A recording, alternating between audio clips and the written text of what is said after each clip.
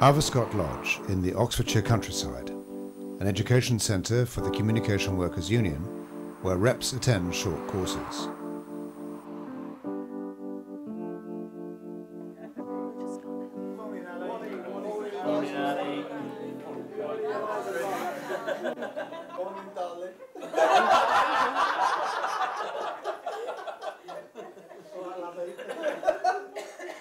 Thank you, Ali. Well, yes, today is going to be a bit different. First thing we did, we took away your tables. We took away your tables. So I think that's an indication that we very much want you to contribute and be very much a part of this day. Ali, quite rightly, has gone through the sort of big concepts that you learnt about yesterday. And some of them are quite hard to relate down to your workplace, to the issues you face every day in your workplace, or to the issues that people in other countries face every day in their workplaces. That's what we're looking at today. So it's my really great pleasure, and we are very, very lucky to have here today an international visitor that the union has been able to bring over. Pete Pinlack is here from the Philippines. He's the president of the Communication Workers Union in the Philippines, which is a telecoms-based union. But I think what he says is going to have as much relevance for all of you, whether you work in telecoms or whether you work in the postal sector. Isang mainit na pagbati ang pinaabot ko sa inyo, mainit na pagbati ng pakikisa. Warm greetings of solidarity to you all. To start with, let me ask your kind indulgence in regarding my language, because my English is not as good as my Tagalog, the Filipino language. But I will try very hard to make myself very understandable to all. Minimum wage in the Philippines right now is an appalling 250 pesos per day, or an equivalent amount in pounds to £2.38 per day. A very life-threatening minimum wage. While the daily cost of living is 594 pesos a day. And so the government would justify this by saying, the daily cost of living should not be all the burden for the father or for the breadwinner. So the mother should work, children should work also to reach this stage. Capitalism did not develop in a tranquil manner, There is always crisis. There is always fight, struggle within it when it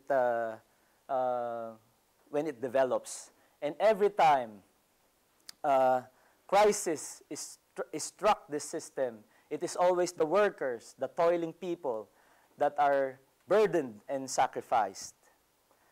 In every era of mergers and buyouts, a lot of people, a lot of workers are losing their job. In every era of technological advancement, advancement in machinery, a lot of workers are losing their job. A lot of workers are put to poverty. Over the past 30 years, capitalist organizations of the entire world has come under the sway of global capitalist market. In no other period of human history has it exercised such dominance. Corollary to this, the gap between the rich and the poor has reached a gigantic level. The net worth of the top 475 billionaires of the world is equivalent to the earnings or the income of half of the population of the world, some 3 billion people. And this amassing of riches is proceeding at an accelerating rate. According to the United Nations World Development Report in 1998, the top 3 billionaires of the world has net worth equivalent to the gross domestic product of 48 developing countries. Could you imagine that?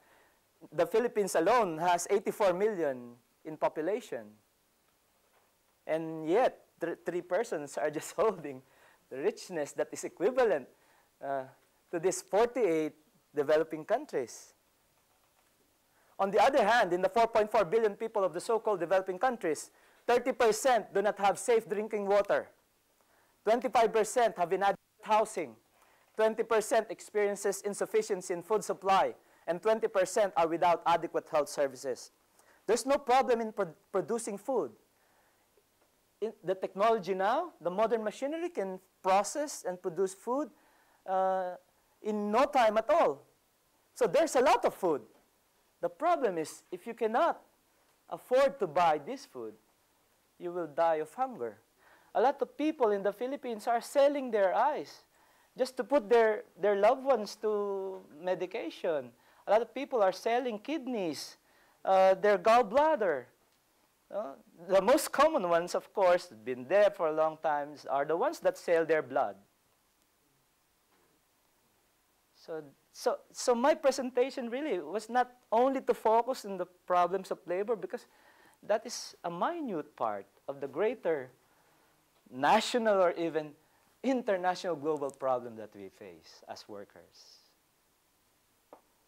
But in Metro Manila, an urban center of the Philippines, our National Food Authority reported that the fast food chains, McDonald's, KFC, and all the other local and international fast food stores, there is a report that they are throwing away leftovers and those foods that were not purchased at the end of the day. They are throwing away at least 660 metric tons of food every day. And yet there is massive hunger in the Philippines.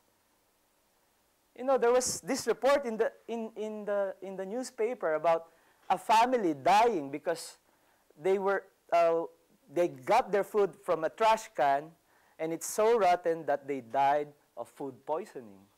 And yet, a lot of the food chains are throwing away 660 metric tons of food, edible food. There is fast production of medicines and medical supply, but if you cannot afford it, people are dying of sickness. So the irony is very, very noticeable now. The advocates of the system cannot hide now. No? So on that view, we put up, or we established a trade union center that is involved not only with workers, but to the whole population at large. And this is good because you are not limited by the boundaries of employer-employee relationship. You know, you can pursue with your dreams, pursue with your aspiration as people. So that's the good part of it.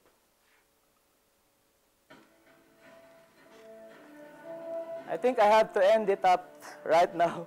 I have exceeded my allotted time, but I will be ready for your questions later on.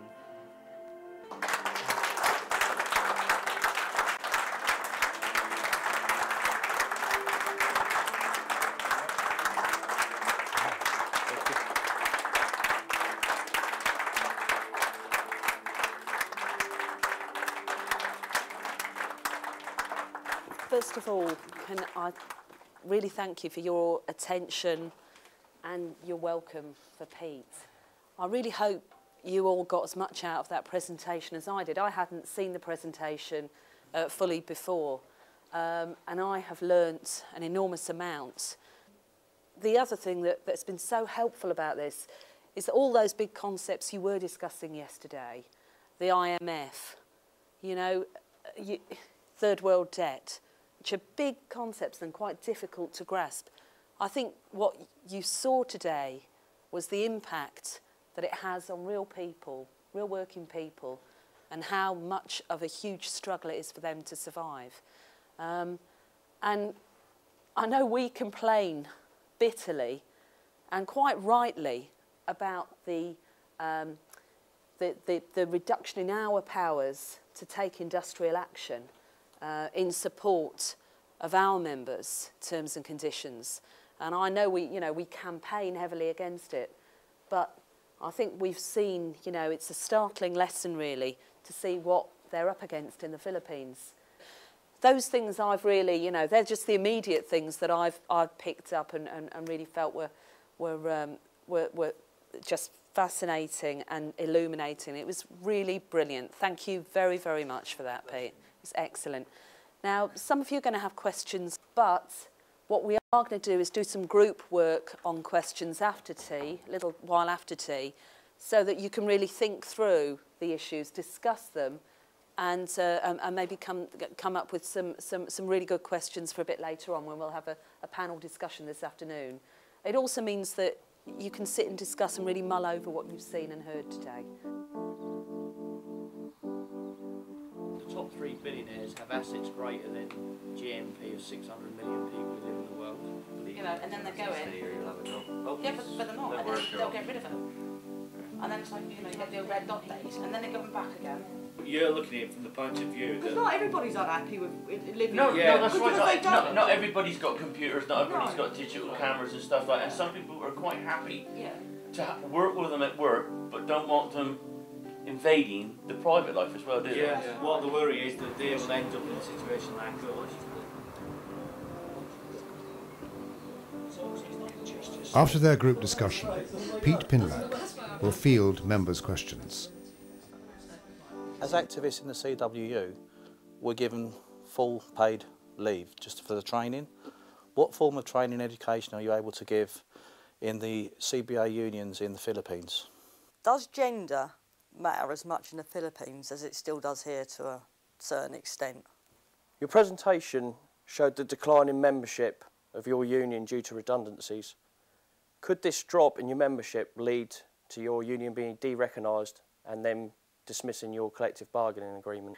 Is the government anti-union and are people afraid to join? Can you tell me, Pete, if you're recruiting in other rival telecommunications companies?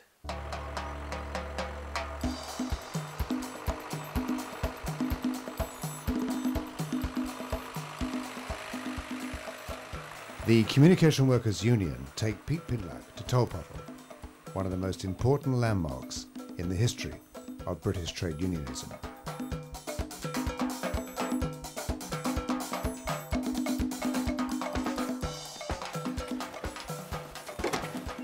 Here we are, Pete. Welcome to the Tolpuddle Museum. As you can see, it's a tiny museum, but it had a massive effect on working class culture in this country. And as you can see, you walk around the village, tiny little village, and yet it generated a whole history of trade union movement and gave courage to lots of working people to combine and take on the state. But these things happen, they still happen today. I'm sure in the Philippines you have to be careful who you're talking to, as you could find yourself in difficulties. And I'm sure lots of the issues that I've raised here are relevant to you today as a trade union. I'm sure. I can feel them deep in my bones. which is sad, and that's one of the reasons the CWU are looking to internationalise the issues, to go out into the wider world, to help us organise workers in other countries, not by us going out there, but giving you the facility and the support to take on capital. After the visit to the Tolpuddle Martyrs Museum, the guest was taken to the CWU Solent branch headquarters in a Bournemouth telephone exchange. To mark international solidarity, a presentation will be made to Pete Pinlack. It's a great privilege and honour for us that you visited our humble branch, and as part of that we'd like to present you with this. And it does say on it, there is a quote from Shelley. Rise like lions after slumber, in unvanquishable number. Shake your chains to earth like dew, which in sleep had fallen on you. Ye are many, they are few. And as a gesture of solidarity to our brothers and sisters in the Philippines and comradeship, we'd like you to accept this from our branch. Thank you so much. Thank you very much. I was asking the seminar we've been to yesterday, what I would like you, what I would want from you guys, especially the CWU, CWU guys, and I answered candidly that I just want you to organize. I just want you to grow. I want you to be firm as a union, as workers. And that kind of will inspire the workers in the Philippines to organize some more. And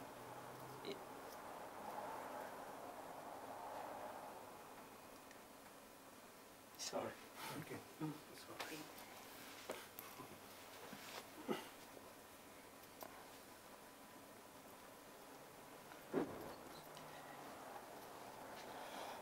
You know, I could really ask for material things, but I know that won't work that much either.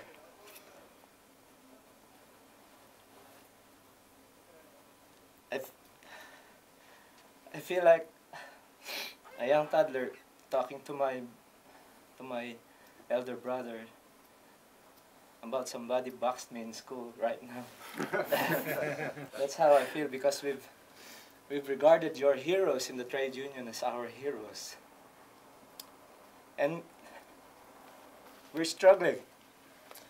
And we'll go on. And I know we will prevail. All of us. You can pursue with your dreams, pursue with your aspiration as people.